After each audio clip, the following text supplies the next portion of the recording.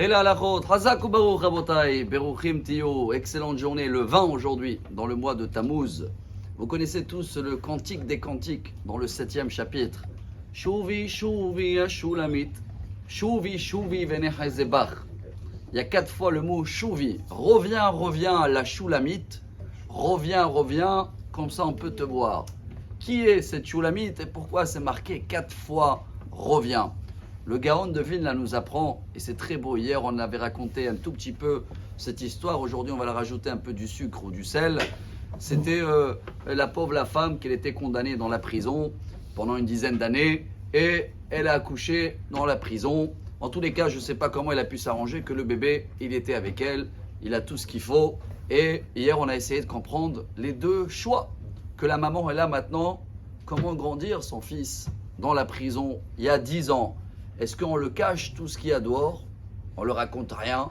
Il vaut mieux qu'il connaisse bien son entourage. Et après, Dieu est grand. Ou on le fait rêver. On le fait imaginer. Tu sais, quand tu vas sortir, il y a un monde, il y a des animaux, il y a des fleurs. Qu'est-ce que vous pensez?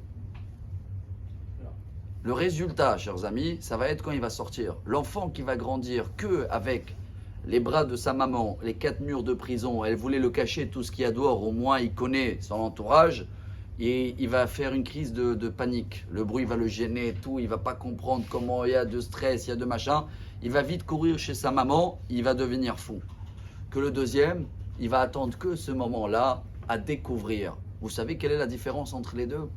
C'est que quand on travaille, le dimayon, on dit en hébreu, imagination, plus tu le développes, plus il est intelligent et il attend de découvrir tout ce qu'il a appris. Chers amis, c'est vrai qu'on est dans des périodes où c'est soi-disant tombé au milieu de vacances, une période qu'on doit passer, des semaines maigres, dures, on se met par terre, on lit des Teilim, mais est-ce que vraiment au fond de nous, on attend juste que ça se termine, comme ça on peut reprendre les vacances, ou c'est le minimum qu'on fait pour travailler notre imagination? Qu'est-ce qu'on avait à l'époque? Shuvi, Shuvi, Ashulamit, Shuvi, Shuvi, Venechazebach. Et dit le Gaon de Vilna, c'est marqué 4 fois le mot revient. D'abord, c'est revenir de les 4 côtés du monde. On a passé 4 exils. Et pendant tous ces exils-là, toujours on cherche le qui? C'est qui la Shulamite? La présence divine qu'il y avait.